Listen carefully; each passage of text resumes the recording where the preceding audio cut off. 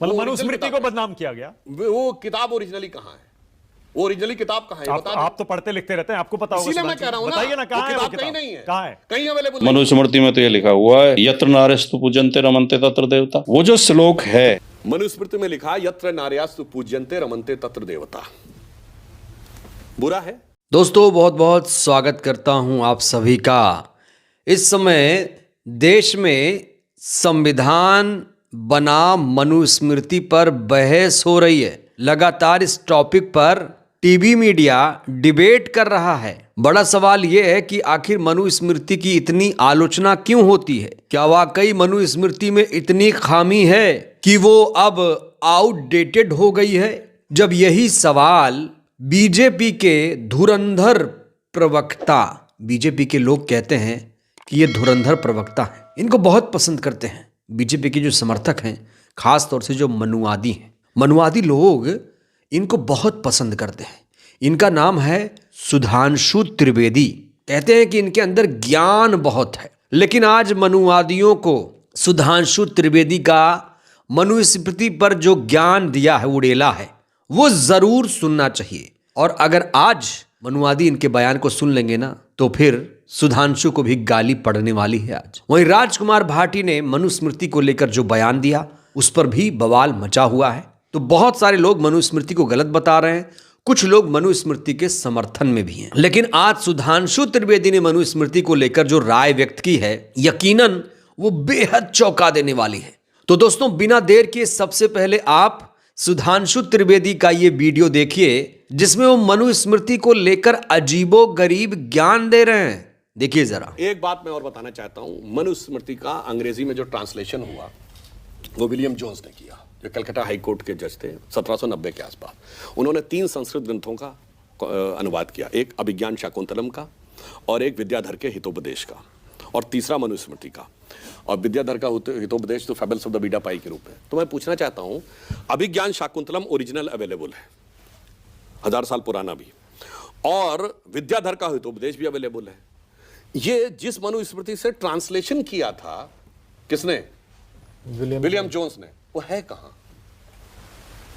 है? कोई दिखा तो दे ओरिजिनल स्क्रिप्ट। भाई रामचरितमानस की पुरानी स्क्रिप्ट अवेलेबल है, वेदों की ब्राह्मी में लिखी हुई स्क्रिप्ट अवेलेबल है। पॉइंट ये है कि वो गायब है किताब। ब्रिटिश टाइम से पहले की आप कोई दिखा दे तो समझ में आए। इसलिए मन में बहुत संदेह उत्पन्न होता है कि ये किस प्रकार से इन सारी चीजों, इसलिए मैं कह रहा हूं मनुस्मृति का ट्रांसलेशन जो किया था विलियम जोन्स ने, वो दिखा दे कहां से किया था। मतलब मनुस्मृति को बदनाम किया गया। वो किताब ओरिजिनली कहां है? वो ओरिजिनली किताब कहां है?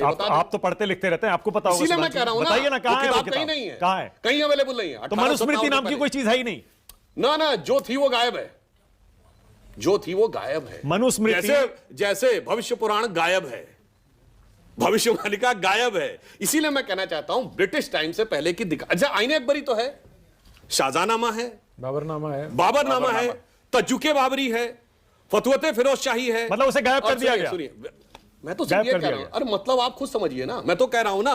और सुनिए, फाहियान की जो वेनसोंग आया था, सीयू की चाइनीज में लिखी हुई, वो भी है। ट्रेवल्स ऑफ फाहिन 4th सेंचुरी की है। मनुस्मृति है ही नहीं 1790 से पहले की, ब्रिटिश टाइम से पहले की। बाकी दर्शक अपने विवेक से ओके, ऑल राइट। वैसे एक बात जरूर मैं कह दूं, जो लोग बहुत आपत्ति करते हैं, मनुस्मृति में लिखा यत्र नार्यस्तु पूज्यन्ते रमन्ते तत्र देवता, बुरा है?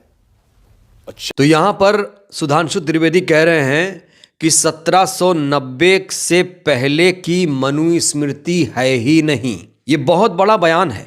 1790 दोस्तों, ये वो तारीख है जब अंग्रेज हमारे देश में कदम जमाने की कोशिश कर रहे थे। मतलब ये उस दौर की बात है जिस समय मुगल का भी हमारे देश में आंशिक रूप से शासन हुआ करता था। अगर अंग्रेजों के शासन की बात की जाए तो अंग्रेजों का शासन शुरू हुआ कायदे से 1858 से, कायदे से, और 1947 तक अंग्रेजों ने यहां राज किया। अब यहां सुधांशु त्रिवेदी ये कह रहे हैं कि 1790 के पहले जो मनुस्मृति थी वो रियल मनुस्मृति थी, और 1790 के बाद जो लोग मनुस्मृति पढ़ रहे हैं, जो आज मनुवादी मनुस्मृति पर इतरा रहे हैं, ये वो रियल मनुस्मृति नहीं है।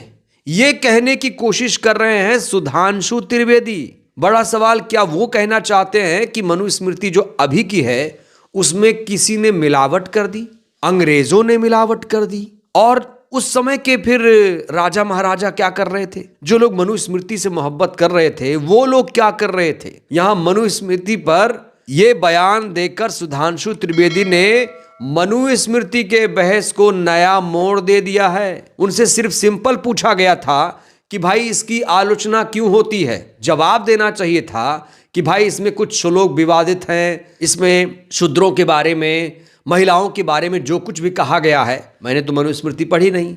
अब जो लोग जानकार हैं, जिन लोगों ने पढ़ा है, वो लोग हमेशा मनुस्मृति की आलोचना करते हैं। और देखिए, मनुस्मृति को तो बाकायदा बाबा साहब ने जलाया था। कब? 1927 में। तो क्या बाबा साहब ने मनुस्मृति को जब जलाया था वो रियल मनुस्मृति नहीं थी? 1790 वाली जो मनुस्मृति है, क्या वो रियल मनुस्मृति नहीं है? और अगर रियल नहीं है तो क्या बाबा साहब ने गलत मनुस्मृति को जला दिया? और अगर गलत मनुस्मृति को जला दिया तो फिर आज बाबा साहब का विरोध मनुवादी क्यों कर रहे हैं कि बाबा साहब ने मनुस्मृति जलाई? तो यहां अपने बयानों में ही फंसते नजर आ रहे हैं सुधांशु त्रिवेदी, जिन्हें धुरंधर प्रवक्ता बताया जाता है। तो इनका ज्ञान आप लोगों ने सुन लिया। ये आज की जो मनुस्मृति है उसे फर्जी बता रहे हैं, मतलब उस मनुस्मृति में कुछ भी नहीं है, अंग्रेजों ने मनुस्मृति लिख कर दे दिया, ये कहने की कोशिश कर रहे हैं। जबकि मनुस्मृति संस्कृत में लिखी गई है। अंग्रेजों को कहां संस्कृत आती थी? वो तो ट्रांसलेशन लोग अपने अपने तरीके से करते हैं। अब मैं आपको राजकुमार भाटी जी का एक बयान दिखाना चाहता हूं जिसमें वो मनुस्मृति की समीक्षा कर रहे हैं। कह रहे हैं कि 1990 में ही हमने मनुस्मृति पढ़ ली थी और पहली बार जैसे ही मनुस्मृति पढ़ी हमें बहुत ये बेकार किताब लगी। सुनिए राजकुमार भाटी क्या कह रहे हैं। मनुस्मृति में तो ये लिखा हुआ है, यत्र नार्यस्तु पूजन्ते रमन्ते तत्र देवता। वो जो श्लोक है यत्र नार्यस्तु पूजन्ते, ये उस अध्याय में है जिसमें विवाह संस्कार वगैरह लिखे हुए हैं। तो उसमें बताया गया कि विवाह तब करना चाहिए, ऐसे करना चाहिए, विवाह इतने प्रकार के होते हैं, वर की तलाश ऐसे करनी चाहिए। फिर उसमें उससे पहले का श्लोक है कि कन्या को उसका पिता, भाई और देवर आभूषणों से सज्जित करके तैयार करें, इसे उसकी पूजा कहते हैं। और उससे अगला श्लोक है कि यत्र नार्यस्तु पूजन्ते। तो किस संदर्भ में है वो उस संदर्भ में है विवाह के समय उसे सजा धजा के पूजा करके विदा करने के संदर्भ में। वो पूजा उसको सम्मान देने के संदर्भ में नहीं है। वरना मनुस्मृति तो ये कहती है कि स्त्री को कोई अधिकार नहीं है, स्त्री पुरुष के अधीन है, पति जो है स्त्री का ईश्वर होता है, वो उसकी सेवा का। तो यहाँ आपने राजकुमार भाटी को सुना। हालांकि राजकुमार भाटी की लगातार जो मनुवादी हैं आलोचना कर रहे हैं कि ये हमारे ग्रंथों का मजाक उड़ाते हैं, ये हमारे धर्म का अपमान करते हैं। इस तरह की बातें सोशल मीडिया पर राजकुमार भाटी के लिए अक्सर होती रहती है। अब बड़ा सवाल यह है कि मनुस्मृति पर राजकुमार भाटी सही हैं या फिर सुधांशु त्रिवेदी सही हैं? कौन सही है? इस बीच बहुत सारे लोग मनुस्मृति को लेकर अपने अपने तरीके से सोशल मीडिया पर भी आलोचना कर रहे हैं। एक एक्स यूजर हैं, काफी चर्चित नाम है प्रशांत कनौजिया। ये लिखते हैं कि कलंकित और घटिया किताब मनुस्मृति के कुछ अंश जो मानवता शर्मसार करते हैं। बुद्ध संघ के बढ़ते प्रभाव को देखते हुए और बृहदत्त के मृत्यु पश्चात पुष्यमित्र शुंग के राज में ये किताब लिखी गई। पूरी किताब में हिंदू नहीं सिर्फ ब्राह्मण का गुणगान है और हर तरह से उसे सुरक्षित और श्रेष्ठ रखना है।